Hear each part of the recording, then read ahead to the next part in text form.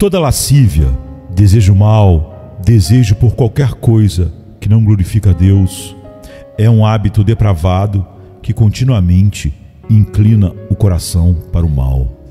Em Gênesis 6:5, temos uma descrição de um coração no qual o pecado não foi mortificado. Era continuamente mal todo o desígnio do seu coração.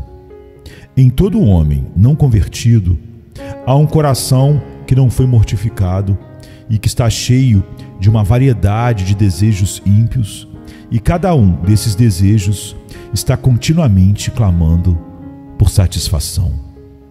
Concentrar-nos-emos apenas na mortificação de um desses desejos. Este desejo, pense no pecado que mais lhe atrai. É uma disposição forte, habitual e profundamente enraizada que inclina a vontade e os sentimentos para certo pecado em particular. Uma das grandes evidências de tal desejo mau é a tendência para se pensar nas diversas maneiras de gratificá-lo, como está em Romanos 13:14. Este hábito pecaminoso, ou seja, a lascívia ou o desejo mau, opera violentamente. Fazem guerra contra a alma, diz 1 Pedro 2:11, e buscam tornar a pessoa um prisioneiro da lei do pecado, Romanos 7:23. Ora, a primeira coisa que a mortificação efetua é o enfraquecimento desse desejo mau, de modo que se torna cada vez menos violento nos seus esforços para provocar e seduzir a pecar, como está em Tiago 1:14 e 15. A esta altura, é preciso que se faça uma advertência. Todos os desejos maus têm o poder de seduzir e provocar alguém a pecar. Porém, parece que não têm, todos eles, o mesmo poder.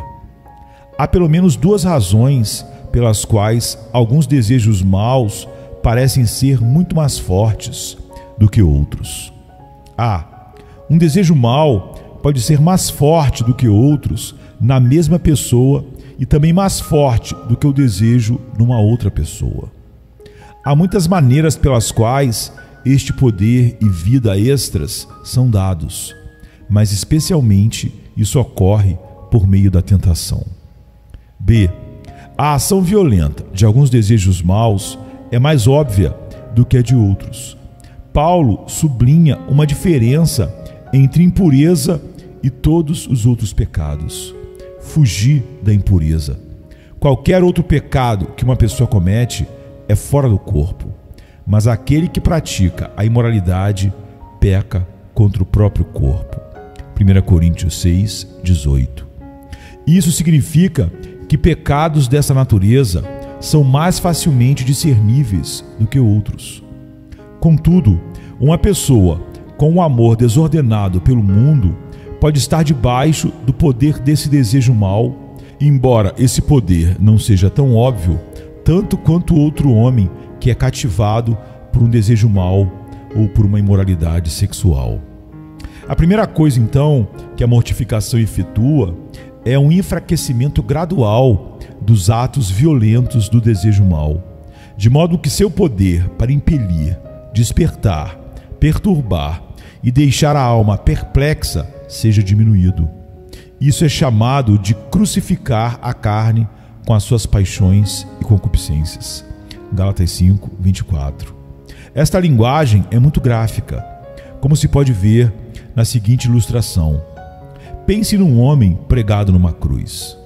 A princípio, o homem se esforçará, lutará e clamará com grande intensidade e poder. Depois de certo tempo, à medida em que vai perdendo sangue, seus esforços se tornam fracos e seus gritos baixos e roucos. Da mesma maneira, quando o homem se propõe a cumprir seu dever de mortificar o pecado, pelo poder da graça que opera nele tanto querer quanto efetuar, há uma luta violenta. Todavia, à medida em que a força e a energia do desejo mau se esvai, seus esforços e gritos diminuem. A mortificação radical e inicial do pecado é descrita em Romanos capítulo 6, e especialmente no versículo 6. Sabendo isto, que foi crucificado com ele o nosso velho homem. Para qual propósito? Para que o corpo do pecado seja destruído e não sirvamos ao pecado como escravos. Sem essa mortificação inicial e radical, realizada mediante união com Jesus Cristo, como descrito em Romanos capítulo 6, uma pessoa não pode fazer progresso na mortificação de um único desejo mau.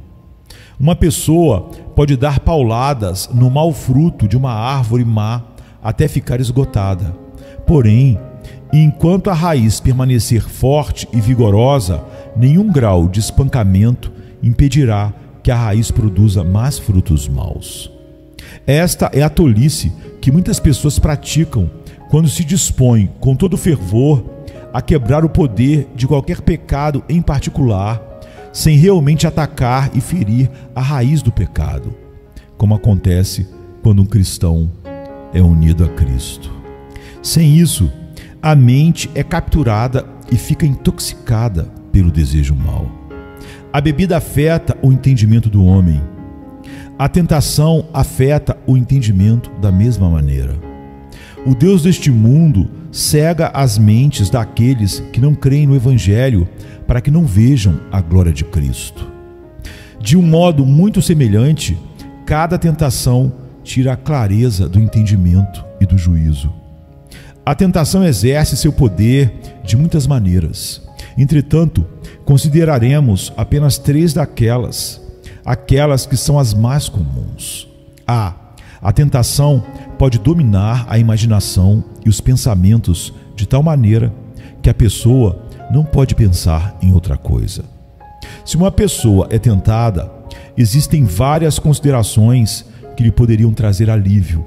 Porém, a tentação é tão forte que domina sua mente e sua imaginação. Ela é incapaz de se concentrar nas coisas que a libertaria. É como uma pessoa dominada por um problema. Há muitas maneiras de elaborar uma solução para o problema, mas ela está tão preocupada com o problema que está cega para as possíveis soluções. A tentação pode usar os desejos e as emoções de um homem para turvar sua mente, impedindo-o de pensar claramente. Sempre que uma pessoa permite que seus desejos e suas emoções controlem o seu entendimento, ela deixará de pensar com clareza. Muitas vezes, a tentação cativará de tal maneira seus desejos e suas emoções que ela não mais será capaz de controlar sua razão. Antes de um homem entrar numa tentação em particular, é possível perceber que certo curso de ação está errado. No entanto, quando a tentação chega e atua nos seus desejos e nas suas emoções, ele já não mais pensa claramente. Logo estará pensando em maneiras de justificar ou desculpar suas ações pecaminosas. A tentação inflamará os desejos maus do coração de um homem, de maneira tal que eles controlarão sua mente. Desejos pecaminosos são como fogo. A tentação é o combustível que o incendiará, de modo que fuja ao seu controle.